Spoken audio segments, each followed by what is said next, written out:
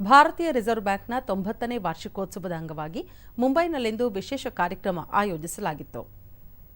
ಪ್ರಧಾನಿ ನರೇಂದ್ರ ಮೋದಿ, ಮಹಾರಾಷ್ಟ್ರ ಮುಖ್ಯಮಂತ್ರಿ ಏಕನಾಥ್ ಶಿಂಧೆ, ಕೇಂದ್ರ ಸಚಿವೆ ನಿರ್ಮಲಾ ಸೀತಾರಾಮನ್, ಆರ್ಬಿಐ ಗವರ್ನರ್ ಶಕ್ತಿಕಾಂತ್ ದಾಸ್ ಸೇರಿದಂತೆ ಮತ್ತಿತರರು ಉಪಸ್ಥಿತರಿದ್ದರು.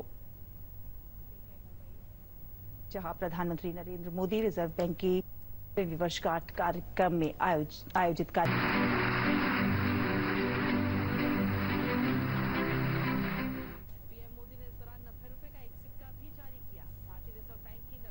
ಈ ಸಂದರ್ಭದಲ್ಲಿ ಪ್ರಧಾನಿ 2 ವಿಶೇಷ ನಾಣ್ಯಗಳನ್ನು ಬಿಡುಗಡೆ ಮಾಡಿದರು.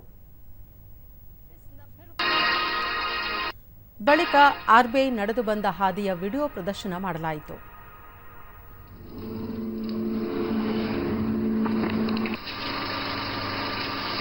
The Reserve Bank of India came into existence on 1st of April 1935 as a joint stock company. It was nationalized in 1949. Over the last 9 decades, through its multifarious functions, the RBI has played a crucial role in the development of Indian financial sector and the economy.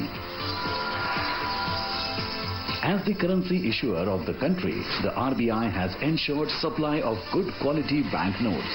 It has achieved near self-sufficiency in printing and sourcing of security features of banknotes by setting up of currency printing presses, paper manufacturing units and in-house ink factory. आप सभी अपनी field के ನಂತರ ಪ್ರಧಾನಿ RBI ಶತಮಾನೋತ್ಸವ ಆಚರಿಸಿಕೊಳ್ಳಲು ಕೇವಲ 10 ವರ್ಷಗಳು ಬಾಕಿ ಇವೆ. ವಿಕಸಿತ ಭಾರತದ ಪರಿಕಲ್ಪನೆಯನ್ನು ಯಶಸ್ವಿಗೊಳಿಸಲು ಮುಂಬರುವ 10 ವರ್ಷಗಳು ಆರ್ಬಿಐ ಮಹತ್ವದ ಪಾತ್ರವನ್ನು ವಹಿಸುತ್ತದೆ ಎಂದರು. ಇದೇ ವೇಳೆ ಆರ್ಬಿಐ ಕಾರ್ಯವೈಖರಿಯನ್ನು ಶ್ಲಾಘಿಸಿದ ಪ್ರಧಾನಿ, ಒಂದು ಸಂಸ್ಥೆಯ ರೂಪದಲ್ಲಿ ಆರ್ಬಿಐ ಮೊದಲಿನಿಂದಲೂ ವಿಶೇಷ ಕೊಡುಗೆ ನೀಡುತ್ತಲೇ ಬಂದಿದೆ. ಆದರೆ 2014ಕ್ಕಿಂತ ಮುಂಚಿತವಾಗಿ ಇಡೀ ಬ್ಯಾಂಕಿಂಗ್ ವ್ಯವಸ್ಥೆಯ ಸ್ಥಿತಿ ಅಯೋಮಯವಾಗಿತ್ತು. ಬ್ಯಾಂಕಿಂಗ್ ಕ್ಷೇತ್ರದ ಭವಿಷ್ಯವು ಎಲ್ಲರನ್ನೂ ಚಿಂತನೆಗೆ ಒಳಪಡಿಸಿತ್ತು. ಆದರೆ ಕಳೆದ 10 ವರ್ಷಗಳಲ್ಲಿ ಅಗಾಧ ಬೆಳವಣಿಗೆಯಾಗಿದೆ. ಇಡೀ ವಿಶ್ವ ಇಂದು ಭಾರತದತ್ತ ದೃಷ್ಟಿ ಹಾಯಿಸುತ್ತಿದೆ. ಆರ್ಬಿಐ ಹಲವಾರು ಯೋಜನೆಗಳನ್ನು ರೂಪಿಸುವ ಮೂಲಕ ಬ್ಯಾಂಕಿಂಗ್ ಕ್ಷೇತ್ರದಲ್ಲಿ ಅಮೋಘ ಬದಲಾವಣೆಯನ್ನು ತಂದಿದೆ ಎಂದರು. भारत का पूरा बैंकिंग सेक्टर समस्याओं और चुनौतियों से जूझ रहा था. विशेषकर नए सेक्टर्स में हमारे युवाओं को पर्याप्त क्रेडिट अवेलेबिलिटी मिले, ये सुनिश्चित किया जाना बहुत जरूरी है.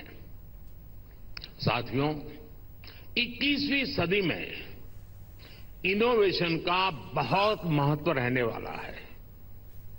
ಮುಂದಿನ 10 ವರ್ಷಗಳಲ್ಲಿ ಆರ್ಥಿಕ ಆತ್ಮನಿರ್ಭರತೆಯನ್ನು ಹೆಚ್ಚಿಸಲು ಆರ್ಬಿಐ ಏನೆಲ್ಲಾ ಕಾರ್ಯಗಳನ್ನು ಮಾಡಬಹುದು ಎಂಬ ಬಗ್ಗೆ ಮಾಹಿತಿ ನೀಡಿದ ಪ್ರಧಾನಿ, ಭಾರತದ ಯುವ ಸಮುದಾಯವನ್ನು ಬಳಸಿಕೊಳ್ಳುವ ಮೂಲಕ ಇದು ಸಾಧ್ಯವಾಗಲಿದೆ ಎಂದರು. ವಿವಿಧ ಕ್ಷೇತ್ರಗಳಲ್ಲಿ ಯುವ ಸಮುದಾಯಕ್ಕೆ ಉದ್ಯೋಗದ ದ್ವಾರ ತೆರೆಯಲಾಗಿದೆ. ಹಸಿರು ಇಂಧನ, ವಿಜ್ಞಾನ ತಂತ್ರಜ್ಞಾನ, ಡಿಜಿಟಲ್, ಪ್ರವಾಸೋದ್ಯಮ ಕ್ಷೇತ್ರ ಸೇರಿದಂತೆ ಹಲವಾರು ಕ್ಷೇತ್ರಗಳಲ್ಲಿ ಅಗಾಧ ಅವಕಾಶಗಳನ್ನು ಕಲ್ಪಿಸಲಾಗಿದೆ. ಸ್ಟಾರ್ಟ್ಅಪ್ ಇಂದು ಬಾಹ್ಯಾಕಾಶ ಕ್ಷೇತ್ರಕ್ಕೂ ದಾಪುಗಾಲು ಇಟ್ಟಿದೆ. ಯುವ ಸಮುದಾಯ ಈ ಎಲ್ಲಾ ಕ್ಷೇತ್ರಗಳ ಸದ್ಬಳಕೆ ಮಾಡಿಕೊಳ್ಳಲು ಆರ್ಬಿಐ ದಿಟ್ಟ ಹೆಜ್ಜೆಯನ್ನು ಇಡಬೇಕಿದೆ ಎಂದರು. ಸಂಶೋಧನಾ ಕ್ಷೇತ್ರಕ್ಕಾಗಿ ಬಜೆಟ್ನಲ್ಲಿ 1 ಲಕ್ಷ ಕೋಟಿ ರೂಪಾಯಿ ಮೀಸಲಿಡಲಾಗಿದೆ.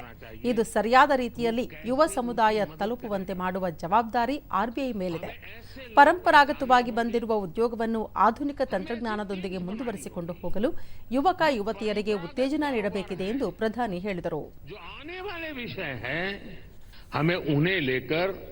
एक्सपर्टीज डेवलप करनी चाहिए. इसी तरह स्पेस सेक्टर ओपन हो रहा है. इसमें नए नए स्टार्टअप्स आ रहे हैं, तो उनको क्रेडिट के लिए किस तरह का सपोर्ट चाहिए, ये हमें देखना होगा.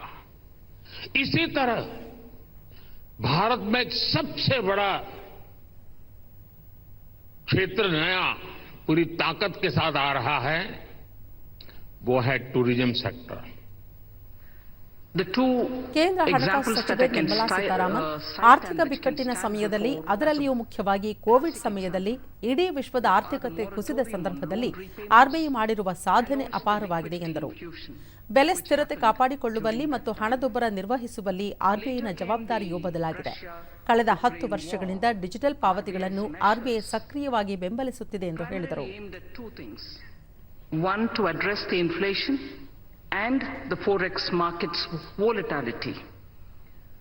RBI, in fact, has been one of the earliest to recognize the non-transient nature of inflation. One of the few central banks, if I may say so, to front-load policy rate hikes in particular. Forex reserve management is also something on which we have this opportune moment to recall the work done by the RBI.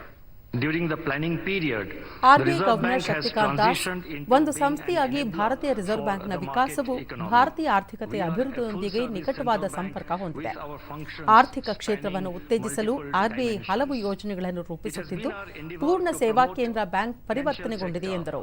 promote a financial sector that is robust, resilient and future ready. The path-breaking structural reforms such as the enactment of the Insolvency and Bankruptcy Code and the adoption of flexible inflation targeting in the recent years have helped us to deal with the challenges in the banking system and the task of maintaining price stability more effectively. Given the rapid changes taking place in today's world, especially in the areas of technology, innovation, business practices, and growing complexities in the financial sector, the Reserve Bank is constantly evaluating the emerging trends and taking necessary policy measures to remain in sync with the changing times.